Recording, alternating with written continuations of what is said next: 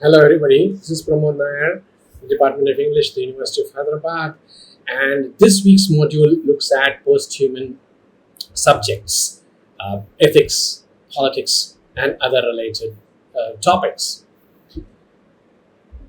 In what we have already looked at in the preceding weeks, we understand that posthumanism as a school of thought calls into question the supposed autonomy of the human. It rejects the idea that the human is self-bounded as an unified, coherent, restricted to itself. Rather, it sees the human as co-evolving with technology, co-evolving with the non-human, and co-evolving with the non-living. It sees the human as entangled with technology, the non-human, and the non-living, which means essentially the human subject is not really the center of the universe.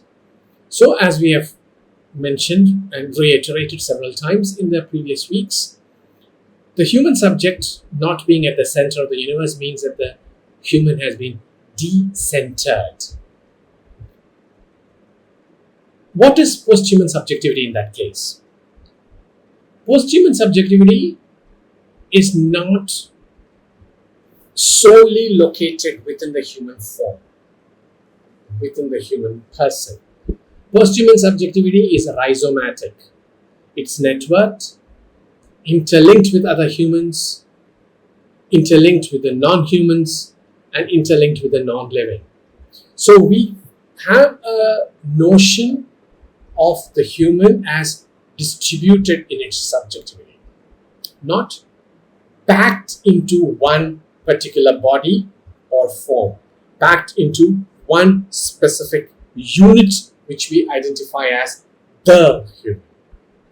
It believes, as in posthumanism believes, that our consciousness, our sense of who we are, our sense of identity, all of these proceed from being part of a larger network.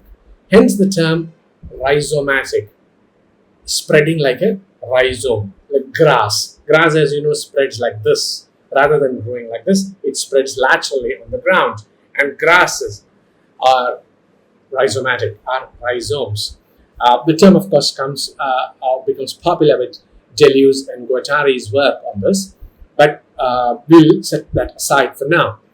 Enough to understand and accept that human subjectivity cannot be seen as restricted to the human form or within the human form, but is made up as an assemblage. The term assemblage is a favorite one among critical theorists of the posthumanist variety.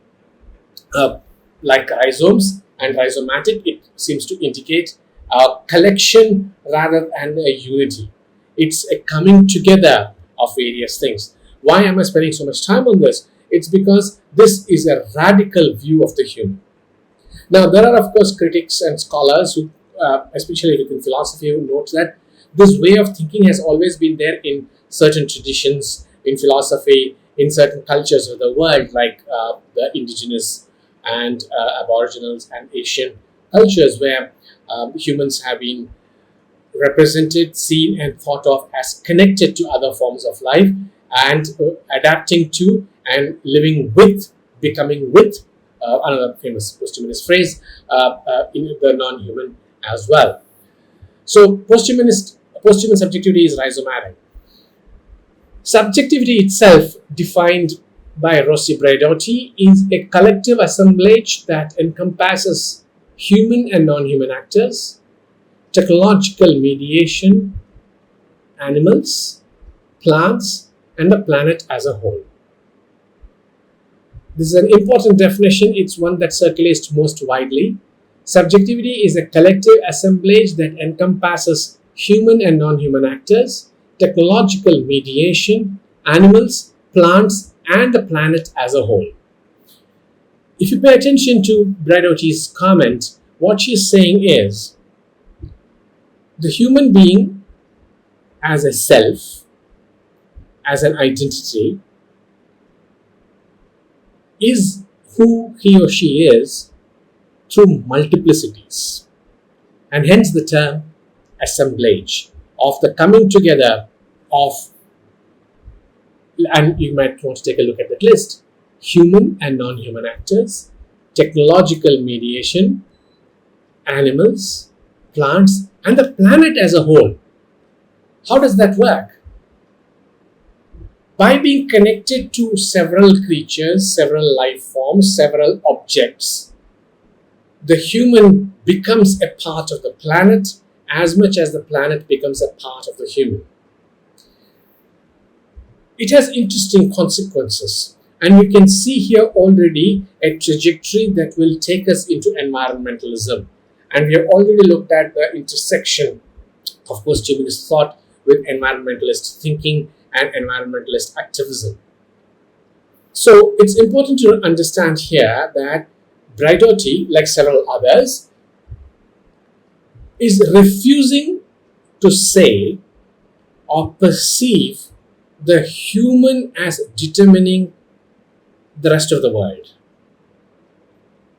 Braidotti and the posthumanists refuse primacy of place to the human because they see the human itself as mutually constitutive with the planet. What do we mean by mutually constitutive? By mutually constitutive, we mean that the humans are made up of several things. Those several things are made up of even more things. And we are part of a much larger picture, a much larger, maybe the word organism is not perhaps appropriate, but some larger entity. This has consequences, like I said, because if you are a part of the planet, if you are who you are because the planet is a part of you, would you harm it? Astrida Neymanis, the Blue Humanities scholar, Cecilia Asberg, names I've mentioned before, have also pointed out that human bodies are largely made up of water. So is the planet. The point that Neymanis, Asberg, and others in the Blue Humanities or the Oceanic Humanities make is that we contain as much water as the earth in terms of proportion. I mean, the human body being what it is and the planet being what it is. We come, as in life emerges from the oceans, as we now know. Evolutionary biology tells us that. Which means, and this is where it becomes and sounds a little bit of a quasi-mystical. This means the early flows of the ocean are still within us. The early beats, the waves, the rhythms of the oceanic waters are still within us. Which means, again, that we are a part of the planet. The planet makes us what we are. If the planet is a part of us, like I said a few minutes ago, would we harm ourselves? Would we harm the planet? Because in harming the planet, we harm ourselves. And if we harm ourselves, we harm the planet. We are a collective. We are an assemblage. So what is the nature of the subject today? And here we are going through various kinds of subjective forms. In the digital era, humans are networked entities. Our identity, our cognitive process, perhaps even our emotions are merged with the devices we use, the data we share, by which I mean data we give and the data we receive, and the feedback loop wherein the technological networks in which we participate provides us feedback. That's us in the digital era, that we are inextricably enmeshed. Our identity, our cognitive process with the devices we use. with the data sharing that we engage in and the feedback we receive from the technological networks in which we are embedded. Our sense of location, our sense of direction are both mediated. Note the fact that we need a GPS to find our way more and more often than we used to. That our memory is itself now stored in a device. Can we remember phone numbers, postal codes, addresses? No, we cannot. Because we have increasingly assigned this job to a prosthetic device. If memory is what makes us human, and now our memories reside in a machine, does that mean we are less human? If our sense of our world, including our ability to find directions or navigate through a city streets, all that ability is now dependent upon a device or a software or an app, does that make us less human or more? If we are the sum total of the data we share, give and receive, does that make us less human or more? You see, the point is that our notions of who we are, our notions of the subject have changed drastically. Our self, as we understand it, made up of our memories, is now a conglomerate of our bodies, our online presence or our avatars, our online work, and a lot of our digital presence, digital belonging, and digital work. So our self is made up of our flesh and blood bodies, but also our digital presences. Our sense of belonging comes from that. Our sense of who we are comes from that. So our subjectivity is post-human because we are mediated by the constant technological roles we play, the actions we engage in, and in their effects on our perceptual apparatus.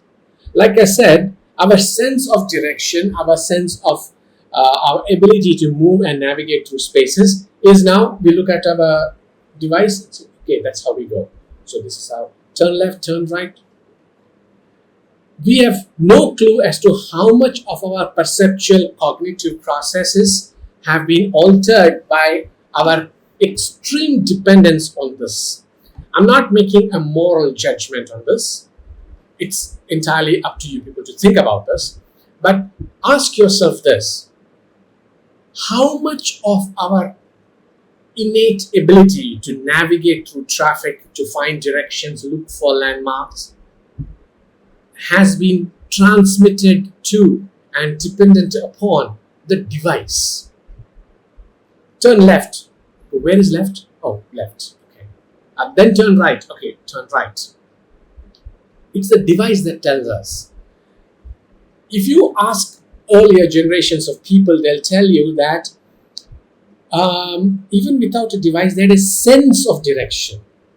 And it was a phrase that was very commonly used, a sense of direction. Now we don't need a sense of direction because the thing on your car's dashboard or your handheld device tells you. You do know that a road going this way and swerving slightly will get you there. That was what was called a sense of direction. Now we don't need that sense of direction because the device does it for you. Like I said, we don't remember phone numbers, we don't remember routine postal addresses, names, because the machine does it for us. We don't need to remember that. Those are the kinds of what we think of as trivia that we no longer use. But what we are not asking, not wondering is, does it change our cognitive abilities? Does it change our perceptual apparatus as to how our mental processes work now? Think something else too. Simple calculations in math, we no longer do. We rely on our phone's calculating system, software, to do that. And you ask your parents or your grandparents' generation, they would do mental math. They would do this on their in minutes, in seconds, because they do the number process in their heads. And if you talk to them about how for everything you need to pick up a device and punch into this, they will say, "Ah, but why? You should be able to do it in your head." More and more of us are unable to do that in our heads because we rely on something, which means to say, in the generational shifts that come to increasingly trust and rely upon technology, the human subject is losing certain aspects of their subjecthood. Like I said, it's not a moral point. We are also gaining other methods of thinking. We are becoming more and more aware of our digital situatedness, our digital belonging, and so on and so forth. So, like I said, it's not a moral point, although people who are anxious about the human do bring this up periodically. So, the subject now, as we continue, new forms of the human force us to redefine subjectivity and the human subject. And we have looked at some of these examples when we looked at and discussed disability studies. What is the subjectivity of people with corrective prostheses, implants, and technological interventions that help them to lead normal functional lives, normal within quotes? If they have implants, including pacemakers, are they human as we understand it, or are they human plus? Then what about people who need those devices to lead adequately functioning lives? As in, these are corrective prostheses, right? They fulfill the requirements you need to say walk or talk or keep your heart going, right? Which means that they rectify a certain lacuna in the body, which enables them to then lead a fairly adequately normal life in the given systems that we inhabit. There are, of course, the other versions of this, and that's enhancement. What about people who have enhanced themselves? It's not yet a very real feature in terms of genetic modifications. It's a subject of great science fiction, of course.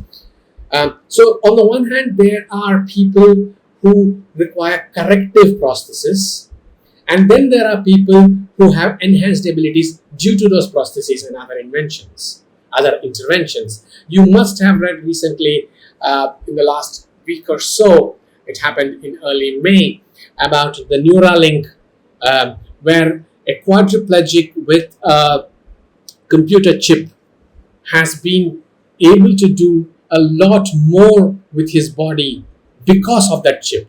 It's a corrective implant. It corrected a dysfunctional or malfunctioning body and enabled this person, the quadriplegic, to do show minimal progress. Is able to sit at a keyboard and type and do things. Now that's corrective processes. What if those processes enable you to be further developed, growing in abilities in various domains? Then, what is the subjectivity of humans who are in persistent vegetative states, what we call comatose? Are they persons? Would they be called human if they have very low electrical activity in their brains? If their physiological processes are taken care of by machines, would they be persons? What is the human subject here? So look at the categories we have identified. Humans whose bodies now have prosthetic and other implants to help them lead a minimally functioning life, corrective processes. People who have enhanced their abilities with prosthesis. People who are in coma.